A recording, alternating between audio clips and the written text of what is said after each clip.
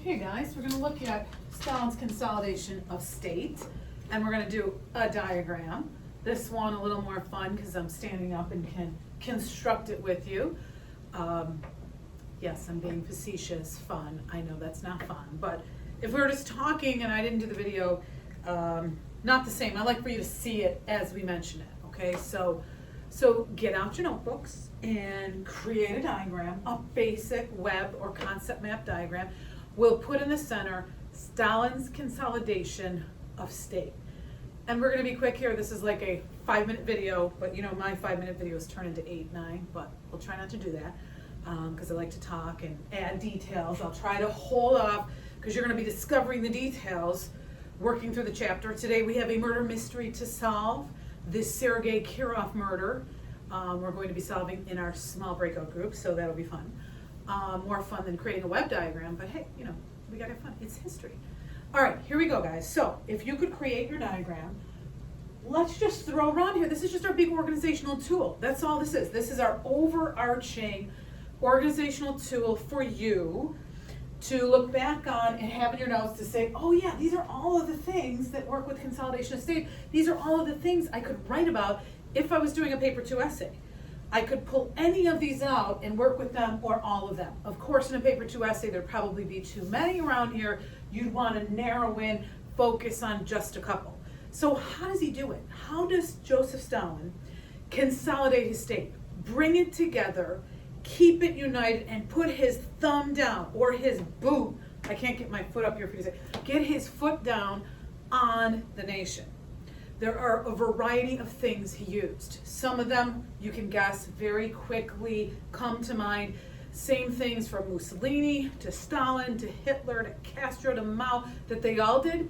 And then there's some other things that are just Soviet Union Stalin that we'll talk about. Some of the more quick things that come to mind are things like propaganda. Of course, he's going to use propaganda. He's going to use censorship.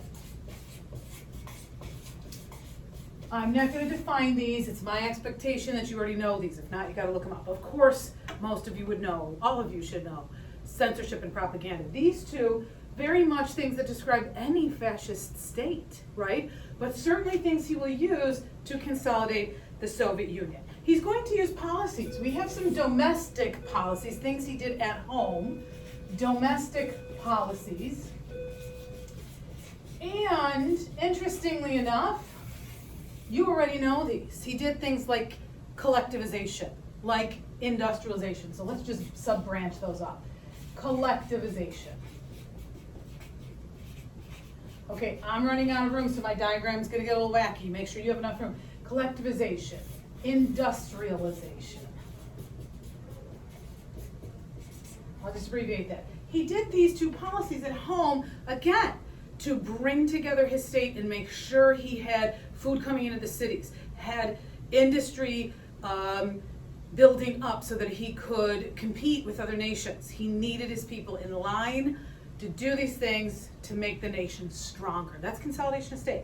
So we've got that. Another big one.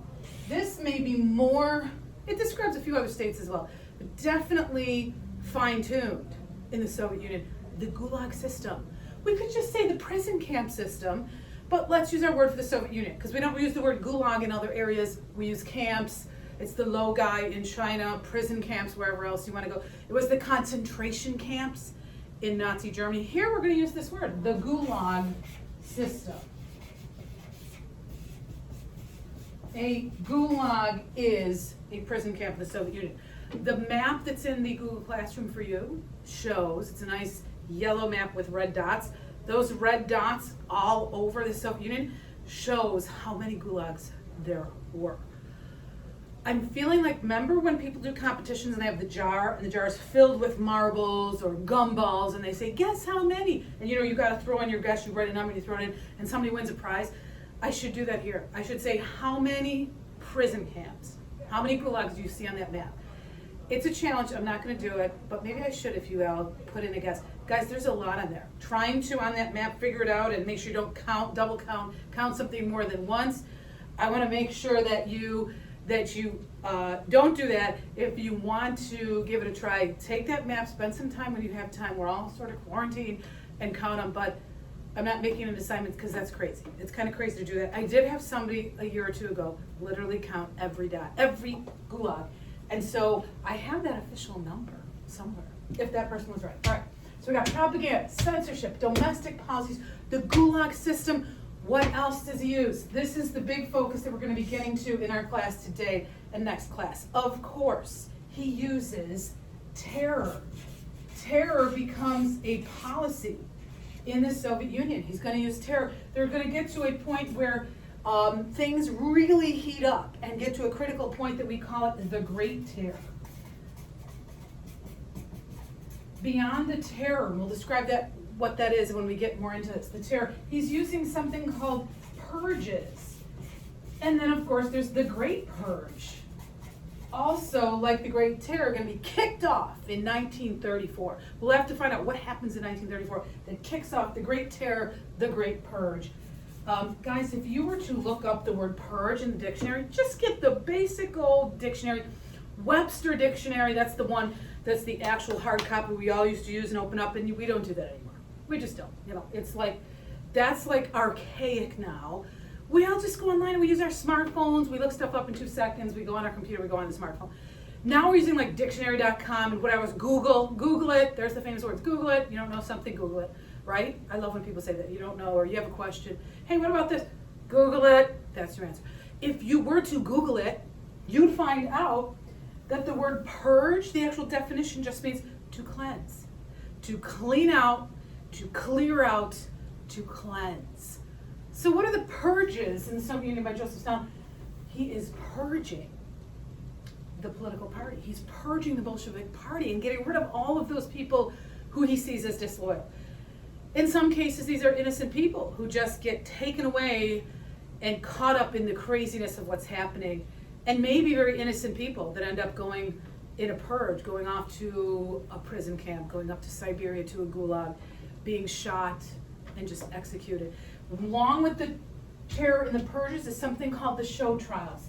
He uses something called show trials. In the show trials, this is where they actually hold a trial and convict people and say that they're guilty. Thing is, there's really no evidence. So these are trials with forged or faked information, false information, fake news. I know, I'm using current terms, but really, this is information that is not real, that is being created and fabricated to make these people look guilty. Then they would be asked to sign a confession. Robert Conquest is a historian who did a lot of work on this in this field and found that when he was looking through documents, a lot of the documents he found, you could see the bloodstains on them. Guys, he knew that these were confessions that people were forced to sign. They didn't willingly sign. They didn't say, yes, I did this. I did all these crimes against the Soviet Union. Please handcuff me, take me away. Please arrest me and send me to a gulag. Please shoot me down, execute me, because I am guilty. No, it wasn't like that. This was forged and faked information, and then they were forced to sign their confessions. People like Kamenev, Zinoviev, we could go on and on with the list of Stalin's friends, his henchmen, in some cases, his family members. Yes, it got crazy. But Robert Conquest saw the bloodstains and realized that, okay, couldn't possibly be that all these people were guilty and signed their confessions. Some nastiness was going on here where they were forced to do so, and then they were executed. So we have the show trials, propaganda. We have left one out, and it's one you already know about. We did like a little mini lesson on cult of personality. He also uses the cult of personality in many different ways, and that is used also to consolidate state. Cult of personality. Excuse my writing. Cult of personality. Guys, I could see some of this, connecting here. Propaganda, cult of personality could be connected because a lot of that cult of personality was, the short course history, the history that he rewrote of the Bolshevik Revolution and made up, the forged or faked photographs where people were removed from photographs, the faked paintings, not fake, but the paintings and then fake photographs where all of a sudden you saw Lenin and Stalin right behind him. Like Lenin was leading the way and here comes Stalin, like almost like they're holding hands, with the message being given that Lenin was saying, here is my successor, here's who I want to follow in my footsteps and take over the Soviet Union when I am gone, right? Which we know was all propaganda and reinforcing the cult of personality for Stalin, that he was the appointed leader by Lenin, which we all know to be false, right? So here you go, guys. Quick, basic, big, overarching guideline of consolidation of state. Now, you and I, mostly you, going in, getting a little more detail on these. We're going to start today with this and this. You're going to be looking at the Terror and the Purges, and we're going to be looking specifically, let me end our video on it, specifically at the murder of Sergey Kirov, who was the Leningrad party chief, the Leningrad party leader, suddenly is murdered in December. The anniversary is coming up. In December of 1934. How did it happen? Why did it happen? Who murdered Kirov? And what does it have to do with all of this? It's on. Here we go.